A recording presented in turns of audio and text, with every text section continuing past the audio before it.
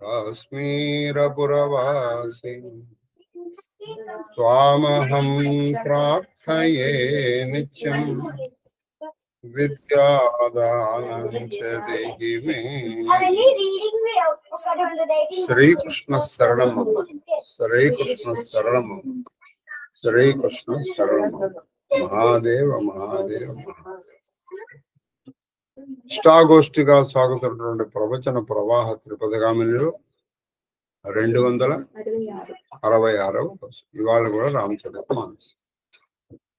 మహాదేవుడు వరమించి తదుపరి కూడా వరమిస్తే రేపటి నుంచి కాళహస్తీశ్వర మహాత్మ మహాదేవ.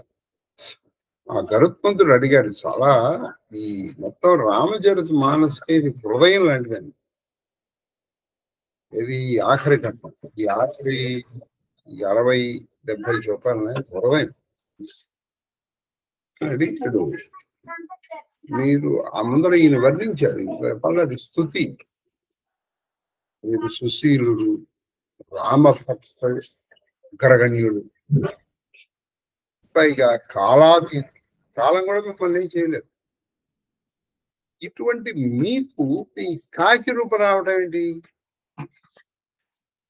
అలా పక్కన ఉండండి.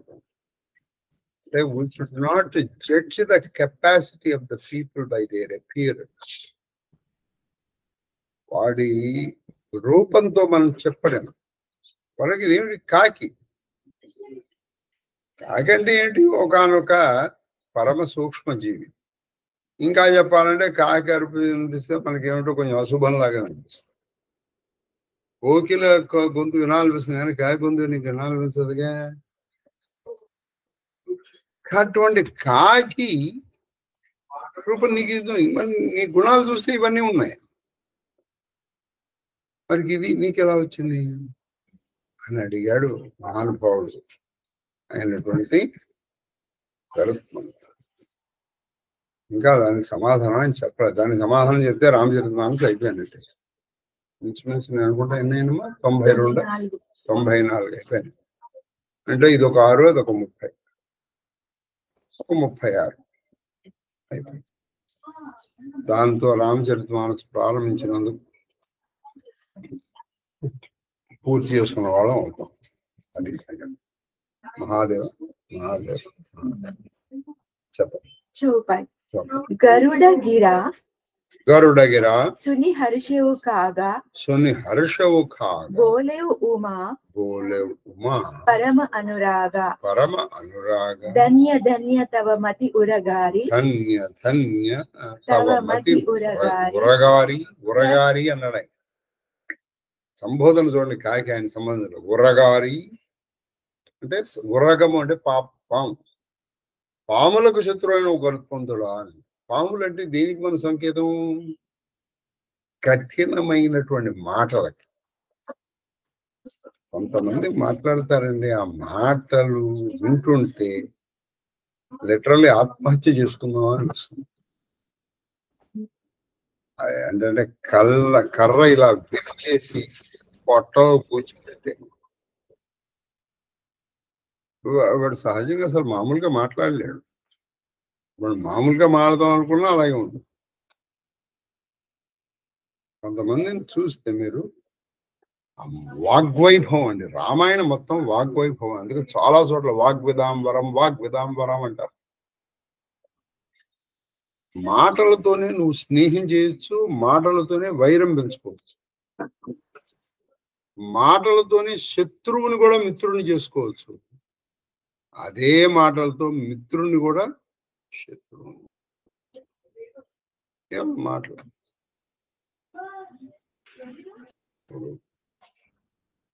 మనసులో కల్మషం లేకుండా కొంచెం నవ్వుతూ మాట్లాడితే నీ ఆస్తి అని రాసి ఇవ్వగలిగాడు.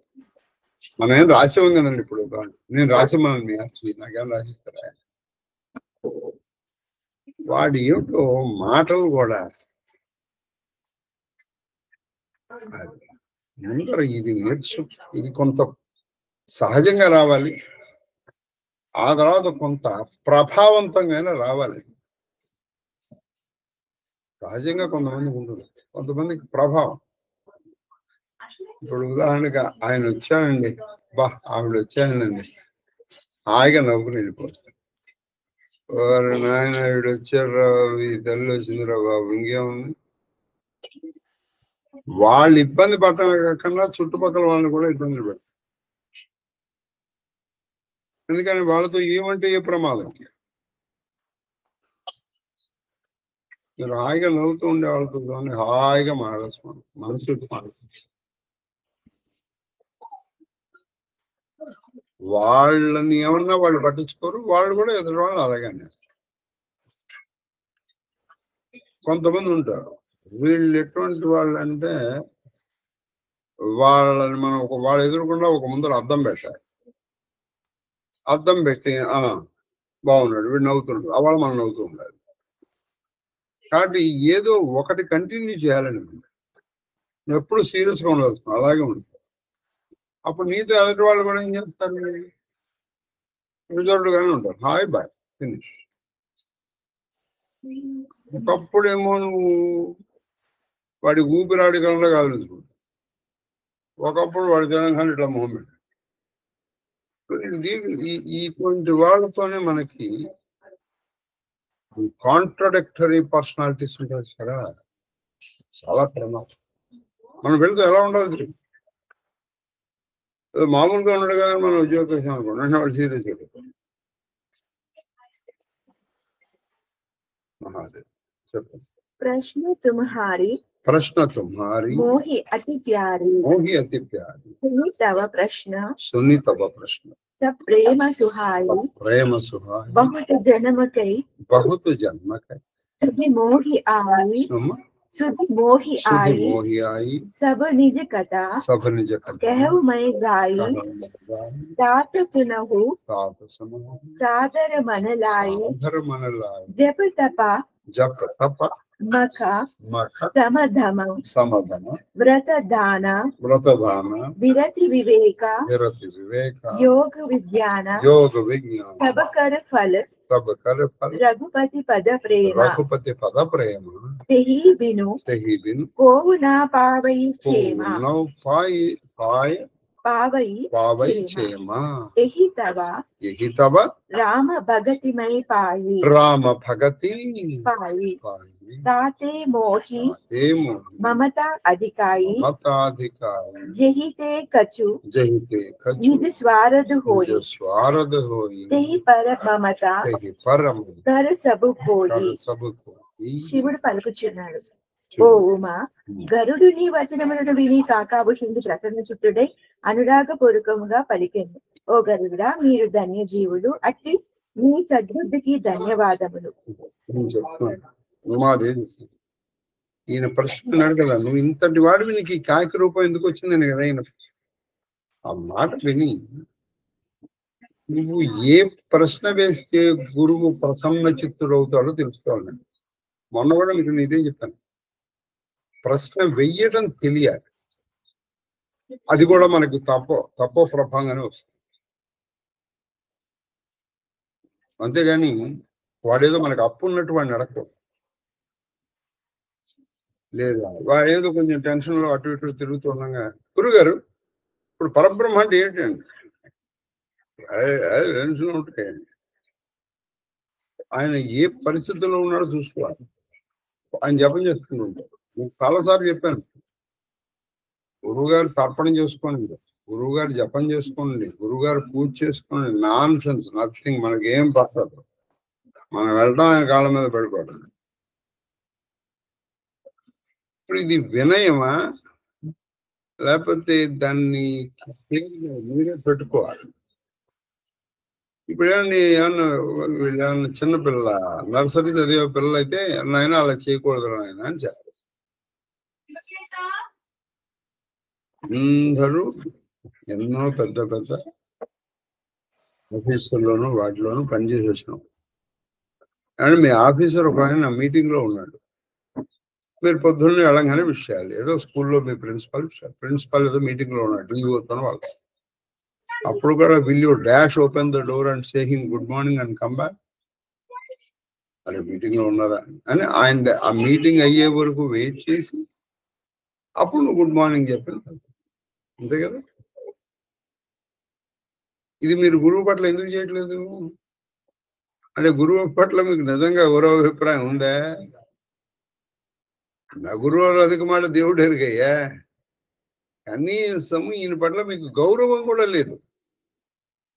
గౌరవం ఉంటే కనీసం ఆయనది అయ్యే వరకు కొంచెం వెయిట్ చేసి తర్వాత నువ్వు ఆయన్ని పలకరిస్తావు. ఇప్పుడు ఇది తెలియదు అని అనుకోవాలా? తెలిసిన నువ్వు అని నమస్కారం పెడతావు. అది నమస్కారం ఎందుకు అవుతుంది? అది తిరస్కారం. అది నమస్కారం కాదు, తిరస్కారం. నమస్కారం మన సంస్కారాన్ని తెలియజేస్తుంది. అలాగే అని పలకరండి. ఇప్పుడు కాకాభూషణుడిని కలుసుకుందుడు ఈ ప్రశ్న అడగలేదు. చూడండి బాగా, ఆయన రామచరితమానస్ చెప్పాడు, ఆయన మోహం గురించి చెప్పాడు. ఇక అయిపోయింది. వాళ్ళ డిపార్చర్ టైంలో ఈ ప్రశ్న అడిగాడు. ఎవరికి మనసు నొచ్చుకున్నా గుచ్చుకున్నా ఏం చేసిన డాక్టర్ కల్లూరి సుబ్రహ్మణ్యం గారు వెళ్ళిపోయిన తర్వాత మళ్ళీ అంత అలా ప్రశ్న వేసిన వాళ్ళు ఎవరు నాకు కనపడలేదు. లక్ష్మణ్ గారు మాట అన్నాడు, సార్ మీ ప్రవచనం కంటే కూడా ఆయన ప్రశ్న కోసం వచ్చిన వాళ్ళు చాలా మంది ఉన్నారు. It may be very much true, maybe కాదు, it is very much true. అది కదిలించగలిగి ఉండాలి ప్రశ్న. అది ఎప్పుడు వస్తుంది? నువ్వు దాని గురించి తపన పడి, నువ్వు గురించి తపన పడాలి. అంటే ఈ ఏడు దొరికాడు కదా అని నిన్ను ప్రశ్న వేసాడు. మీకు ఉదాహరణ చెప్తాను, అని పేరు చెప్పలేను కానీ చెప్పిన పెద్ద నష్టం లేదు, కానీ అనవసరం అని చెప్పు. నేనేదో జపం చేసుకుంటున్నా, అది కూడా ఎప్పుడు మన గ్రహణ సమయం. గ్రహణ సమయం అంటే ఏంటండి? అది ఉండేదే అసలు చాలా తక్కువ, 2 గంటలు 3 గంటలు 4 గంటలు అంతే కదా. అందులో ప్రతి క్షణం వెళ్ళాలి.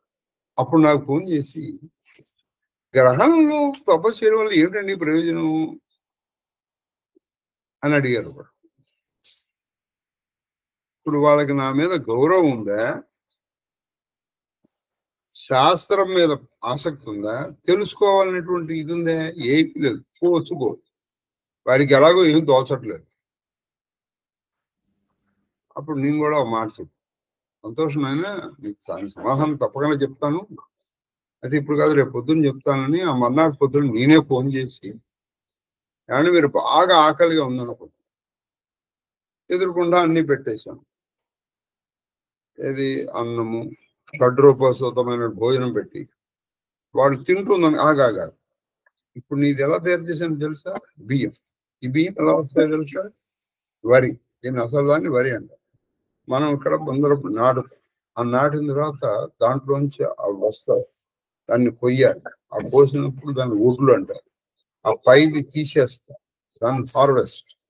అప్పుడు వచ్చేదాన్ని బియ్యం. ఈ బియ్యాన్ని మనం పాలిష్ చేయకుండా ఉన్నది, పాలిష్ చేసినవి 2 రకాలు ఉన్నాయి. ఇప్పుడు ఇందులో 2 రకాలు, ఒక పాలిష్, డబల్ పాలిష్ 2 ఉన్నాయి అని ఇప్పుడు నేను అవన్నీ ఎక్స్ప్లెయిన్ చేస్తూ, ఇంకా అలాగే ఈ కూర అంటే ఏంటో తెలుసా?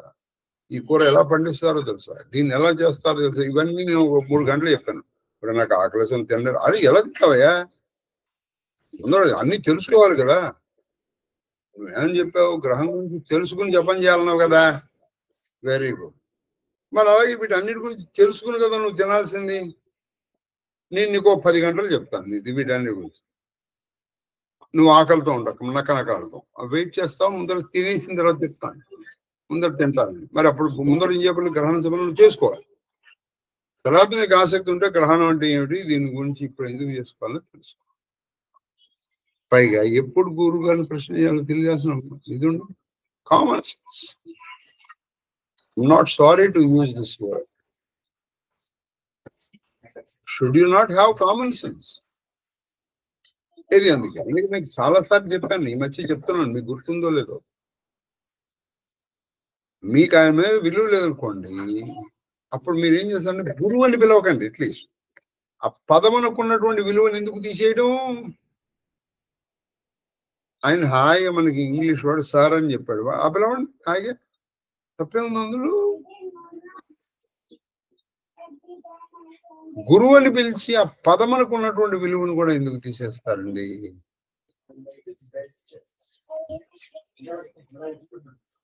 కాబట్టి ఇక్కడ చూడండి, గరుత్మంతుడంతటి వాడు, గరుత్మంతుడి సామాన్యుడు చెప్పండి, అమృతాన్ని తీసుకొచ్చి తల్లి దాస్యాన్ని పోగొట్టినట్టు 2 రెక్కల కింద గజకచ్చభాల్ని పట్టుకుని మొత్తంతో ఒక చెట్టు కొమ్మకి 60,000 మంది వేలాడుతున్నారు. దాన్ని పట్టుకుని గగనంలో ఎగిరినటువంటి వాడు అంత బలశాలి. ఆయన అమృతభాండం తీసుకునేటప్పుడు ఇంద్రుడి వజ్రాయుధాన్ని ఎదుర్కొన్నటువంటి అండి. ఏ పామునైనా సరే కాళీయుడంతటి వాడిని గడగడలాడించినటువంటి గరుత్వం, కశ్యపాత్మజుడైన గరుత్వం, విష్ణువుకి సాక్షాత్ విష్ణువుకి వాహనమైనటువంటి గరుత్వం,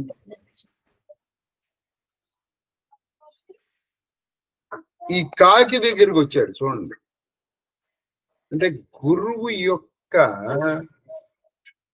ఆకారముతో గాని, ఐశ్వర్యముతో గాని, బలముతో కానీ శిష్యుడికి సంబంధం ఉండదు.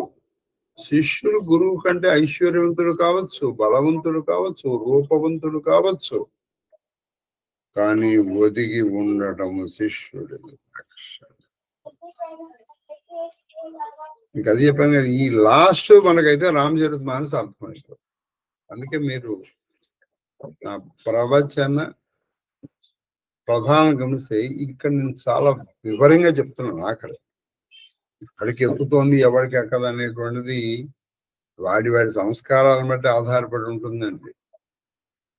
మనకి ఎలా ఉంటుందంటే, మన పూర్వజన్మ సంస్కారాలను బట్టి ఒకే విషయము ఒకడికి ఒక విధంగా అర్థమవుతుంది, ఇంకోటికి ఇంకో విషయంగా అర్థమవుతుంది. ఉన్నది అక్కడ ఒకటే విషయం,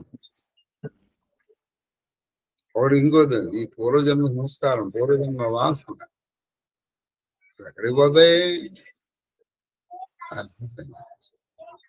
వాడు బాగుపడే యోగం ఉన్నటువంటి వాడు దీనిలో వాడు కుతర్కం చేయడు. వాడు నువ్వు అసలు తర్కించడానికే సాహసం గుర్తుపెట్టుకోండి. పరమశివుడు కూడా ఈయనకి ఆకి దగ్గరికి వచ్చి నేర్చుకున్నాడండి.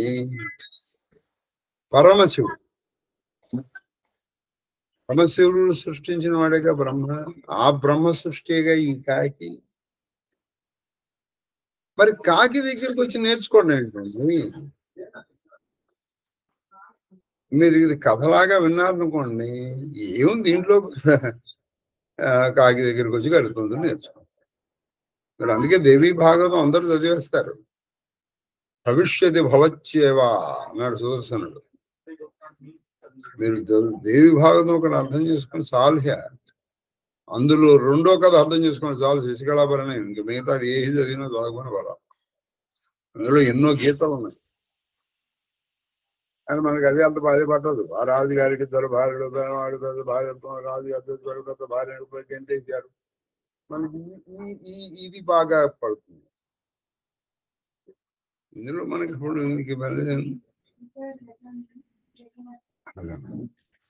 కాబట్టి ఇక్కడ గురువు అంటున్నాడు, నాయన నువ్వు చాలా ధన్యుడివిరా నాయన.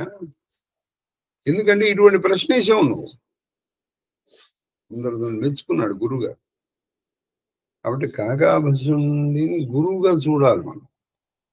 ఒక కాకిగా చూసామనుకోండి, అంటే ఏంటి పని. నేను నిన్నక ఒకళ్ళకి చెప్పాను, మీకు చాలాసార్లు చెప్పాను. నిజమైన పాపాత్ముడు ఎవరయ్యా అంటే గురువు నాలాంటి మనిషి అనుకునేటువంటి వాడే. కాబట్టి నువ్వు ఆయనతో ఏం చేస్తూ ఉంటావు? మిగతా వాళ్ళతో వచ్చినట్టే జోకులు వేస్తుంటావు. ఆయన నీ దగ్గరికి దిగడం అది నీ పూర్వజన్మ యొక్క ఫలం. దిగాడు కదా అని నువ్వు చులకనగా చూడటం, ఇది నీ పూర్వజన్మ దుష్కృతం. నీ వరకు దిగటం నీ పూర్వజన్మ సుకృతం. దిగాడు కదా అని ఆయన చులకనగా మాట్లాడటం, చులకనగా చూడటం, హేళన చేయటం, లేదా ఆయన వెనకాల కొన్ని చెప్పుకోవడం, చూసారా, ఇది నీ పూర్వజన్మ దుష్కృతం. ఈ రెండింటికి ఆయనకి ఏ సంబంధం లేదు. గుర్తుపెట్టు. మహాదేవ్. మీ ప్రశ్నలు మెచ్చుకునదగినవి. చూసారా, మీ ప్రశ్నలు మెచ్చుకోదగినవి. మీ ప్రేమపూర్వకములైన ఈ ప్రశ్నలను విన్నంతనే నా పూర్వజన్మలు అనేకము స్మరణకు వచ్చింది. చూడండి, కాకి ఇది ఒకటే జన్మ కాదు, ఇంకా పూర్వం చాలా జన్మలు ఎత్తాడు. మీ ప్రశ్నలు కానీ నా పూర్వజన్మలన్నీ గుర్తొచ్చాయి. మన ఇదే జన్మ అండి. ఇంకా పూర్వం నువ్వు ఆడగా, మగగా, ఇంకోటిగా, లేదా కుక్కగా, పిల్లిగా, పందిగా, దోమగా, ఏనుగుగా, సింహముగా ఎన్నిసార్లు పుట్టావో నీకు ఏం తెలుసు? రాజుగా, పేదగా ఎన్నిసార్లు పుట్టావో నీకు తెలుసా? ఎన్నిసార్లు చచ్చిపోయావో తెలుసా? ఆ పూర్వజన్మ వాసన చూస్తున్నాను.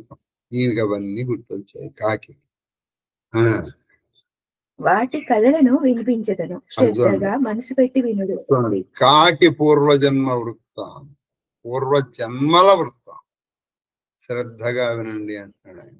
జప తప యజ్ఞ క్షమ ధమ వ్రత దాన వైరాగ్య వివేక యోగ విజ్ఞానముల ఫలము శ్రీరామచరణముల ఎందలి అనురాగ ప్రాప్తి. గుర్తుపెట్టుకో, నీకు ఈ జన్మలో శ్రీరామచరణముల మీద, శ్రీరాముడు కూడా గుర్తుపెట్టుకోండి. మళ్ళీ అన్ని అంటే భగవత్ చరణములు. మీకు ఎప్పటికప్పుడు నేను ఆ సమన్వయం పరిచయం చెప్తున్నాను. ఒక శ్రీరామ చరణములు వెంటనే నువ్వు వాళ్ళకి నీ శివుడిని కొలవనండి, అమ్మవారిని కొలవనండి. భగవత్ చరణముల మీద నీకు ఈ రోజున ఆసక్తి కలిగింది అంటే, మళ్ళీ దేవి భాగవతంలో ఆవిడని చేరడానికి చెప్పారు. అర్చన, స్మరణ, ధ్యానము, మంత్రము, జపము, అవే ఇక్కడ చెప్పారు. జపము, తప, నిష్ఠ, అగ్నిహోత్రము, శమ, దమ, యోగము, వీటి అన్నిటి ఇవన్నీ నువ్వు చేయగా చేయగా చేయగా చేయగా ఇది ఎన్నో జన్మల నుంచి ఈ జన్మలో నీకు ఆవిడ మీద ఆసక్తి లేదనుకో, ఇక్కడ జరుగుతూనే ఉంటుంది. నువ్వు పక్క రూమ్ లో కూర్చొని టీవీ చూస్తావు. నీకు ఆసన లేదు, అది నీకు దాన్ని విలువ తెలియదు. మనం వాళ్ళని చూసి జాలి పట్టడం తప్ప నువ్వు వాళ్ళని ఎక్కువ రా రా రా అని అనకూడదు. వాడు ఎందుకు వస్తాడండి? రాడు. ఎందుకు వస్తాడు? కాదు. ఎందుకంటే వాడికి ఆ రుచి తెలియదు. వాడికి ఈ రుచి తెలిసిన వాడు దీన్ని వదలలేడు. అందుకని దీని విలువ వాడికి తెలుసు. ఇప్పుడు మిగతా అనుకోండి, కనీసం నువ్వు టేస్ట్ చేయించు. ఇప్పుడు నువ్వు ఒక బూరె టేస్ట్ చేసావు, బాగుంది, అరే వాడికి తెలియదు. వాడికి నోట్లో పెడితే వాడికి తెలుస్తుంది. కానీ ఇదేంటంటే అనుభవం అయితే కానీ అర్థం కాదు. కాబట్టి మనం అనుకుంటాం ఇంత గొప్పగా జరిగింది అండి, ఎవరు రావట్లేదండి అంటే వాడికి బాగుపడే యోగం లేదురా బాబు. మనం ఏం చేస్తాం చెప్పండి దానికి. అది లేకుండా ఎవ్వరును శుభమును పొందజాలరు. అది ఆ శ్రీరామచరణముల మీద ఆసక్తి లేకుండా ఎవ్వడు శుభాన్ని పొందారు. అది రావాలంటే నువ్వు ఎన్నో జన్మల బట్టి, ఎన్నో జన్మ పరంపరలు గుర్తుపెట్టుకోండి. ఈ జన్మలో నీకు ఈ వాసన లభించిందంటే ఎన్నో జన్మలు. కానీ ఒక తల్లికి 2, 3, 4, 5 పిల్లలు ఉంటారు. అందులో అందరికీ భక్తి వస్తుందండి చెప్పండి? అందరికి వస్తుంది.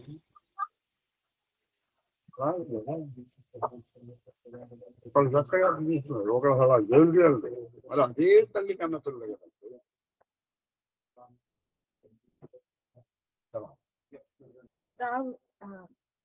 నేను కాకి శరీరంతోనే భక్తిని పొంది ఉంటాను కావున దీనిపై నాకు మక్కువ అధికము. ఈయన ఏం చేసింది? నాకు భక్తి కాకి శరీరం కాబట్టి నాకు ఈ శరీరం అంటే నాకు ఈ శరీరం అంటే అందరూ అసహించుకుంటారు. కానీ నాకు ఈ శరీరం మీద ఇది లేదు. ఉండొచ్చు, ఆయన ఉంటాడు, గురువు గారు ఉండొచ్చు. ఆయన కుంటివాడు కావచ్చు, చెవిటివాడు కావచ్చు, కుంటివాడు కానీ గురువు. అది గుర్తుపెట్టుకో. గురువు అనే పదం వచ్చేటప్పటికి ఈ ఫిజికల్ డిజబిలిటీస్ అన్ని మాయమే. నువ్వు ఆయనలో ఈ ఫిజికల్ డిజబిలిటీనే చూసి గురువుని వదిలేసావు, నువ్వు ఉన్న స్థితి నుంచి ఉన్నతమైన దేవుడు ఎరుగు, ఉన్న స్థితిలో కూడా ఉండవు, ఇంకా దిగుతూ ఉండవు. ఇంకా నేను అందుకే మీ మేలు కోరితే నేను మళ్ళీ మళ్ళీ చెప్తున్నాను దాదాపు. ఎందుకని కనీసం మీరు ఉన్న స్థితిలోనే ఉండిపోతారు. ఉన్నత స్థితి మాకు దేవుడు ఎరుగు, కింద పడకూడదు కదా. తమకు లాభప్రదమైన దానిపై మమకారం ఉండుట అందరికీ సహజము. అది మనకి ఏది లాభప్రదమో దానికి మమకారం ఉంటుంది. నువ్వు పని చేస్తున్నా, నీకు లాభం వస్తుంది, దాని మీద నువ్వు ఇష్టం ఉంటుందా ఉండదా? ఎందుకు ఉండదు? ఇందులో పెద్ద ఆక్షేపించడానికి ఏం లేదు. పన్నగారి అసినీతి శృతి సమ్మత సజ్జన అతి నీచహు సన ప్రీతి కరియజాని నిజ పరమహిత పాఠకీటతే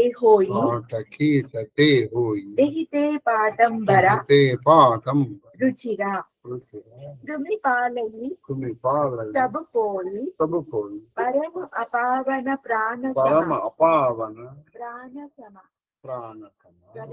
అతి స్వల్ప ప్రాణి అయినను తమకు పరమహితమును కూర్చున్నది అయినట్టు ఎవ్వరైనను దానిని సాధారణంగా ప్రేమతో గౌరవింపవలేదు.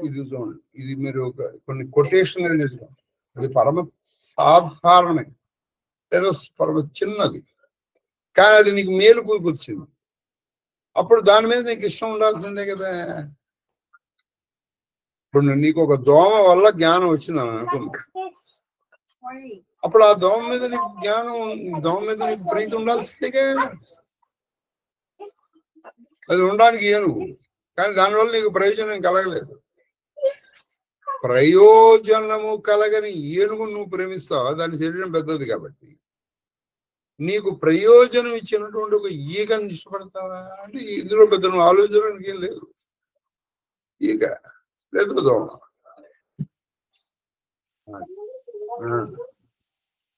అనుమతి వేద సమ్మతమైన నీతి, సజ్జనులు కూడా దానిని పాటించరు. అది ఇది వేద సమ్మతమైన నీతి, సజ్జనులు కూడా దీన్ని పాటిస్తారు.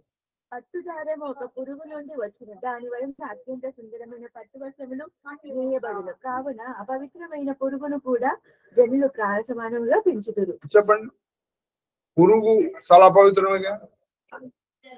అవును, మరి పట్టు ఎక్కడి నుంచి వస్తుందండి? పైగా ఆ పురుగు నోట్లోంచి వస్తుంది. నోట్లోంచి వచ్చింది ఎంగిలేగా. నీకు నోటి నుంచి ఇప్పుడు ఎవడైనా నోట్లో పెట్టుకుని అది నీకు ఇచ్చాడు అనుకోండి, అవుతుంది. అవునా కదా? మరి అటువంటి వచ్చిన పట్టు వస్త్రాన్ని పట్టుకుని నువ్వు పూజ చేస్తావు. దానివల్ల పురుగును కూడా వీడు పెంచుతున్నాడు. పరమ అపవిత్రమైన పురుగును కూడా వీడు పెంచుతున్నాడా లేదా? పైగా దాని ఎంగిలి వీడు పవిత్రంగా చూస్తున్నాడా లేదా?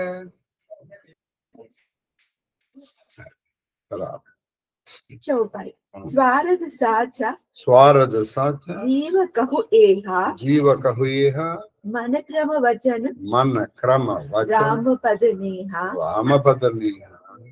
सोई पावन सोई सुभग शरीरा जो तनु पाई भज्य रघुवीरा राम विमुख लही विधि समदेहि कवि कोविद ना प्रशंसहिते राम भगत एहि तन उरजामि ताते मोहि परम प्रिय स्वामी तजवुना तनु निज इच्छा मरण तन बिनु वेद भजन नहीं भरना प्रथम मोहा मोहि बहुत भिगोवा राम विमुखा सुख कबहु न सोवा नाना जन्म कर्म पुनि नाना केरि योग जप तप कवन जोड़ी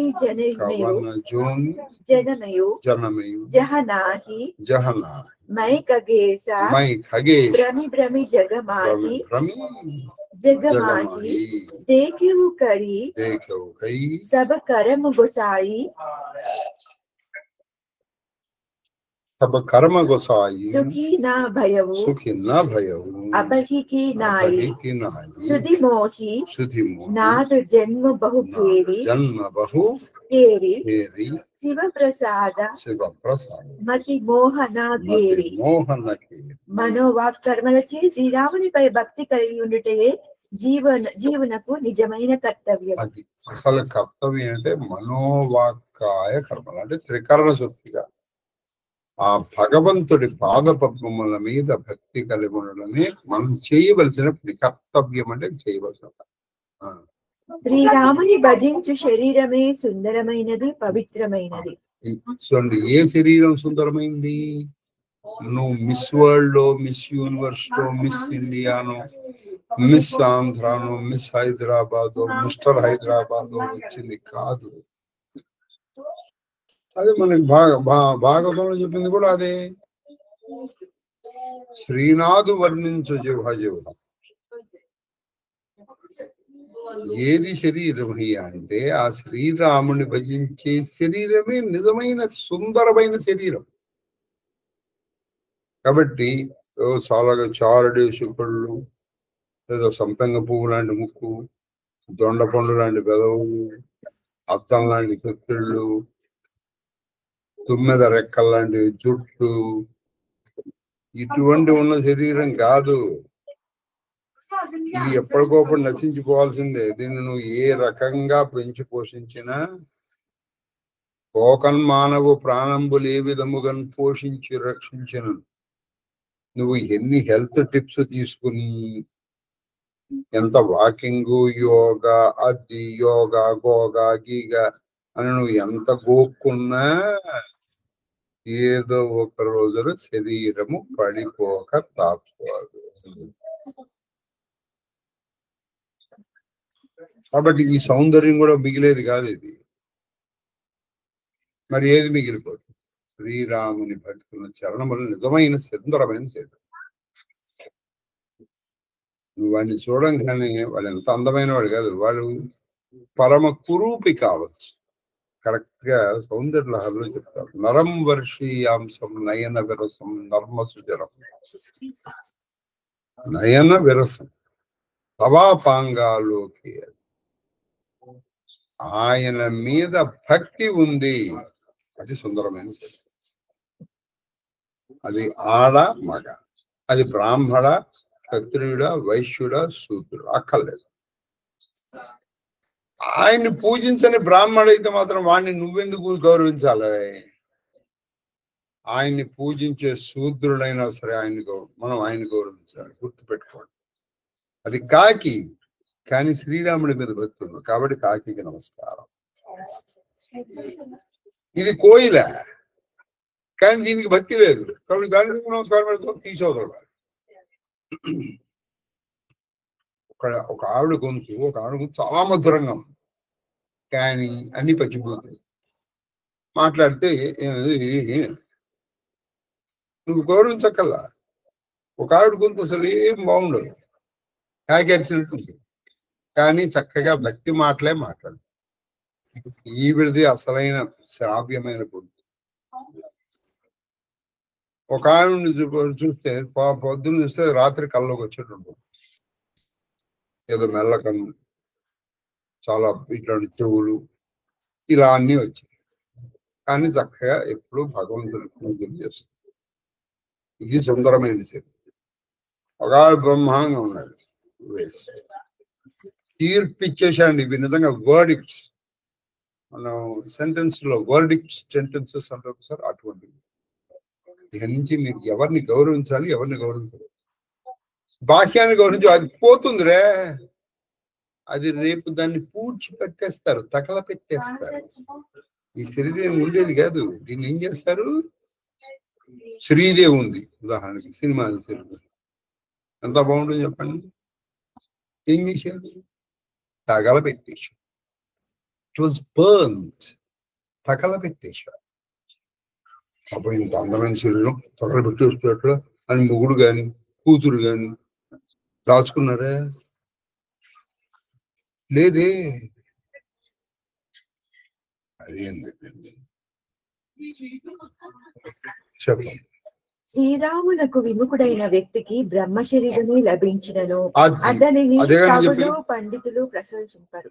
చూడండి, శ్రీరాముడి పట్ల విముఖత లేదు, కానీ వాడికి మంచి శరీరం వచ్చాడు. ఇక్కడ బ్రహ్మణ నేను ఇందాక కూడా అదే చెప్పాను, వాడు విముఖుడు, వాడికి పరమ సౌందర్యమైన శరీరం వచ్చింది. ఇందాక నేను చెప్పాను చూడండి, చంద్రమండలము కంఠీ రవీంద్రావలకును నవాం భోజదలాక్ష చారుతర వక్షం మేఘ సంకాసదేవు.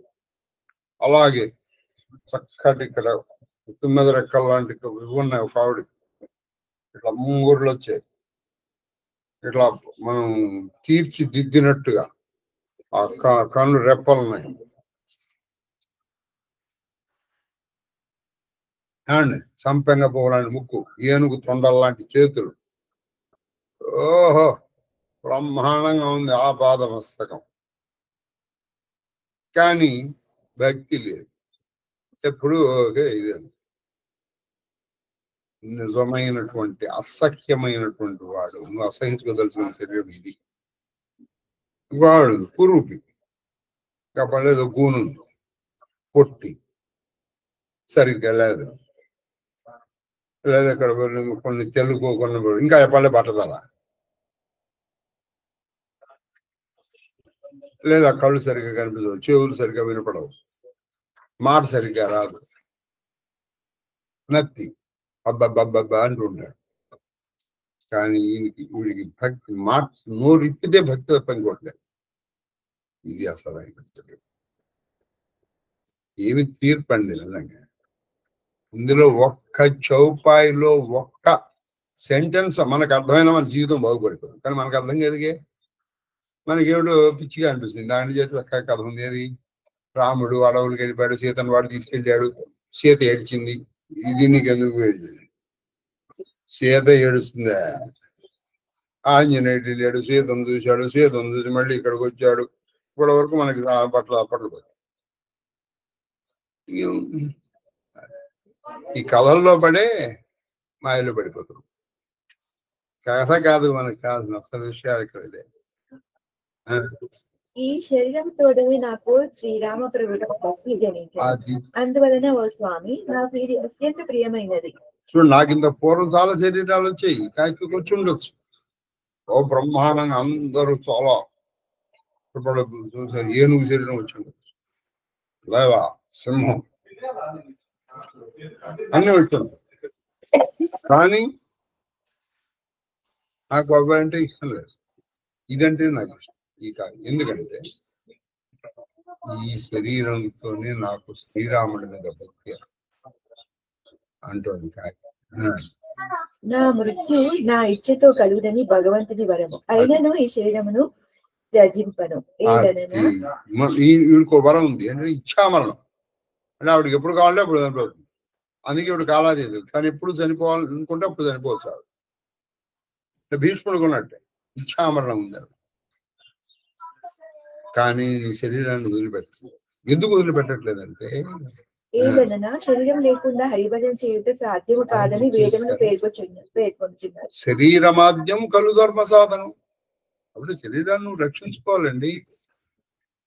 శరీరాన్ని ఇబ్బంది పెట్టి నువ్వు ఏ జపము, తపము, వ్రతము, అనుష్ఠానము చేయమని చెప్పలేదు. కొంతమంది ఉంటారు, వీళ్ళు ఉపవాసాలు చేస్తారు, వాళ్ళని ఏం చెప్పాలో తెలియదు. అలా చేయకూడదు. శరీరాన్ని నువ్వు ఇబ్బంది పెట్టకూడదు. శరీరాన్ని ఇబ్బంది పెట్టకుండా నువ్వు చేయాలి. ఎందుకంటే శరీరం అంటూ ఉంటే కదా నువ్వు ఏదన్నా చేసేందుకు. నేను 11 రోజులు భోజనం చేయను, ఏం చేస్తావు చేయకుండా? ఆయన శ్రీరాముడు 11 రోజులు భోజనం చేయని వాడిని నేను తీసుకొచ్చి నేను నిన్ను అయోధ్యలో నా పక్కన కూర్చోబెట్టుకుంటానని చెప్పలా. నువ్వు ఎంత భక్తిగా ఉన్నావన్నది ముఖ్యం. అంతే తప్పితే నువ్వు తింటే ఆయనకేంటి మానేస్తాను, నువ్వు తిన్నావు మాని ఆయనకేంటి. ఈ శ్రీరాముడికి మోకాట్ల మెండారం ఇది ఒకటే పట్టిందే, ఎవడు తిన్నాడు ఎవడు తినలేదు చూసుకోవడానికి. ఆయనే మీ గురువు గారు కాదు పట్టించుకోవడం. తిన్నావా తిను, పోయేదా పోయేది. ఆయన పట్ల బతుకుందా లేదా. మొదట మోహము నన్ను దుర్దశ పాలు చేసినది. శ్రీరాముని ఆశ్రయింపకుండితే నేను సుఖంగా నిద్రింపలేకపోయింది. మొదట మోహన్ నన్ను సుఖంగా నేను నిద్రించలేక, ఎందుకంటే అప్పట్లో నాకు శ్రీరాముడి మీద పెద్ద భక్తి లేదు. అనేక జన్మలలో నేను అనేక విధములైన యోగ జప తపో యజ్ఞ దానాది కర్మలను ఆచరించి. చూడండి, ఈయన ఒక్క జన్మ కాదు చాలా జన్మలు చేశాడు. ఆ యోగంలో నేను యోగం చేశాను, తపస్సు చేశాను, యజ్ఞాలు చేశాను, దానాలు చేశాను, వ్రతాలు చేశాను. ఏది ఆ శరీరాలతో. ఏ శరీరంతో ఈయన యోగము యజ్ఞ జప తపోనుష్ఠాన యజ్ఞ యాగాదులు తపాలు దానాలు చేశారో అదంటే ఈయనకి ఇష్టం లేదు. గుర్తు పెట్టుకోండి, అసలైన యజ్ఞం జప యజ్ఞం. ఇది భగవద్గీతలో కూడా చెప్పారు. ద్రవ్య యజ్ఞాన్ని మించిన యజ్ఞం ఏమిటయ్యా అంటే జప యజ్ఞం. ఓ ఖగరాజా, నేను పెక్కు యోనుల్లో జన్మించి వివిధ కర్మలను ఆచరించింది, కానీ ఇప్పటి సుఖము నాకు ఎప్పుడు లభింపలేదు. నేను పెక్కు నుంచి బయటకు వచ్చాను. నేను నుంచే కదా బయటకు వచ్చేది, కానీ నాకు ఎప్పుడు ఇంత ఆనందం. నాకు ఇప్పుడు పూర్వజన్మ స్మృతి కలదు. ఏలనన శివుని కృప వలన నా బుద్ధి మోహమునకు లోను కాలేదు. అది చూడండి, ఈయన శ్రీరాముడి భక్తుడు, శివద్వేషము లేని, శివుడి కృప అన్నాడు. రాముడి కృప, శివుడి కృపలో నాకు ఇప్పుడు నేను ఏ జన్మలో ఎలా పుట్టాను, ఒక ఏనుగుగా, ఒక సింహముగా, ఒక పులిగా, ఒక నక్కగా, ఒక రాజుగా, ఒక స్త్రీగా, ఒక పురుషుడుగా, ఒక బ్రాహ్మణుడుగా, ఒక క్షత్రుడిగా, ఒక వైశ్యుడిగా, ఒక శూద్రుడిగా ఏ జన్మలు పుట్టాను, ఆ జన్మలో నేను ఏమి యోగం చేశాను, ఏ తపస్సు చేశాను, ఏ దానం చేశాను, అవన్నీ నాకు తెలుసు, పుట్టున్నాయి. ప్రథమ జన్మకి చరిత అది ఇప్పుడు నా జన్మలని చెప్తున్నా అన్నాడు. అందులో ఈయన మొట్టమొదటి జన్మ చెప్పేస్తున్నాడు. చాలా గొప్పదండి. మీరు మొత్తం రామచరిత మానస్ వినకపోయినా ఈ కాస్త మీరు విన్నవాళ్ళు ధన్యులు. ఈ కాస్త ఇది 30-40 చూడాలి. అందులో 30-40 కూడా కదా, ఒక 20. ఇది కూడా ఏంటంటే నీకు బాగుపడి యోగం ఉంటే వింటాడు, లేకపోతే వింటాడు. ప్రథమ జన్మకి చరిత कहवो सुनवो विहगेसा सुनी प्रभु అది ప్రథమ జన్మకి శుభం అంటే నేను నా మొదటి జన్మలో జరిగిన కథని ఇప్పుడు నేను నీకు చెప్తాను. ఒక రాజా सुनी प्रभु पदरति उपजई जाति मिठई कलेसा पूरब कल्प एक प्रभु युग कलियुग मल मोला नर अरुनारी अधर्मरत సకల నిగమ ప్రతికూల. రాజా వినుము, నేను నా పూర్వజన్మ కథను తెలిపేదను. నా మొట్టమొదటి పూర్వజన్మ కథ చెప్తున్నాను. దానిని విన్న వారికి ప్రభు చరణములపై ప్రీతి ఏర్పడును. చూడండి, ఈవిడ మొదటి జన్మ కథ వింటే శ్రీరాముడి పాదముల మీద నీకు భక్తి కలుగుతుంది. మొదటి చెప్పేసి ఈవిడ పలసు.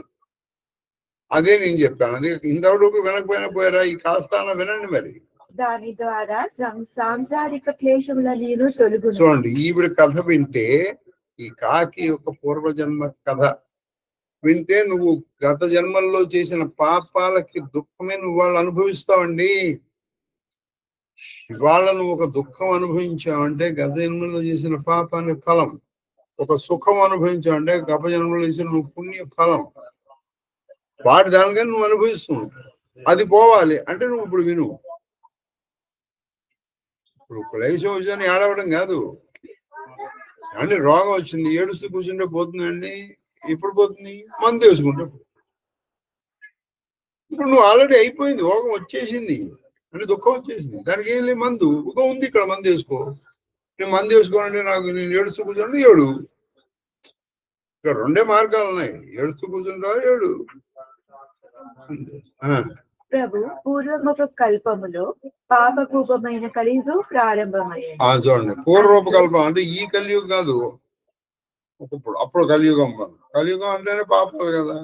అందు స్త్రీ పురుషులు అధర్మంలో మునిగి వేద విరుద్ధ మార్గముల యందు ప్రవర్తించారు. స్త్రీ పురుషులు అధర్మంలో మునిగిపోయారు. ఓహో, వేద విరుద్ధమైన పనులు చేయడం రాదు. అయిపోయి ఎయిట్ అయిపోయిందా? ఆపేద్దాం. రెండు అయిపోయినాయి కదా. మహాదేవ మహాదేవ మహాదేవ స్వస్తి. మహాదేవ మహాదేవ సార్. మహాదేవ నాయన, మహాదేవ మహాదేవ మహాదేవ నాయన. కేక్యూ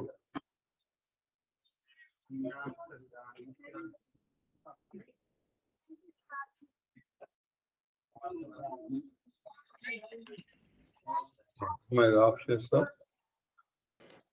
మహాదేవ మహాదేవ మహాదేవ. చిరంజీవ చిరంజీవ చిరంజీవ.